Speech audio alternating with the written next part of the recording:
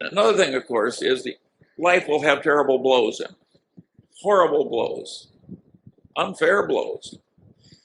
Doesn't matter. And some people recover and others don't. And there, I think the attitude of Epictetus is the best. He thought that every mischance in life was an opportunity to behave well. Every mischance in life was an opportunity to learn something. And that your duty was not to be submerged in self-pity, but to utilize the terrible blow in a constructive fashion. That is a very good idea.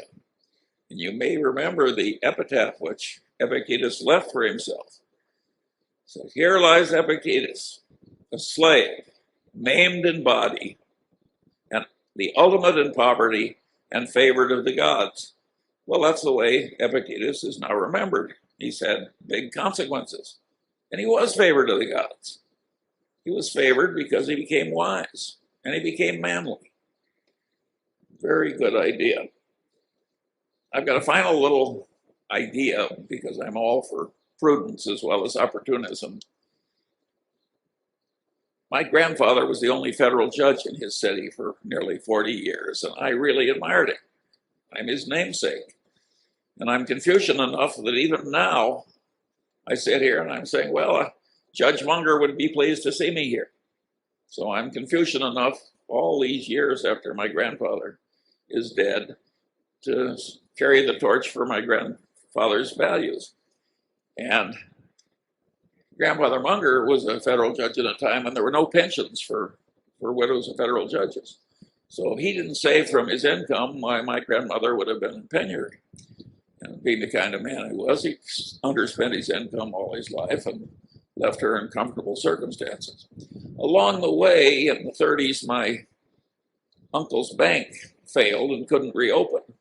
And my grandfather saved the bank by taking over a third of his assets, good assets, and putting them into the bank and taking the horrible assets in exchange. And of course, it did save the bank. And while my grandfather took a loss, he got most of his money back eventually.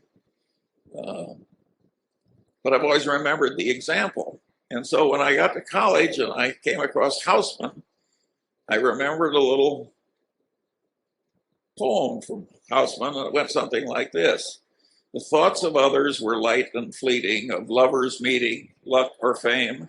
Mine were of trouble and mine were steady, and I was ready when trouble came. You can say, who wants to go through life anticipating trouble? Well, I did. All my life I've gone through life anticipating trouble. Here I am well along in my 84th year, and like Epictetus, I've had a favored life. It didn't make me unhappy to anticipate trouble all the time and be ready to perform adequately if trouble came. It didn't hurt me at all. In fact, it helped me. So I quit claim to you, Hausman and Judge Munger.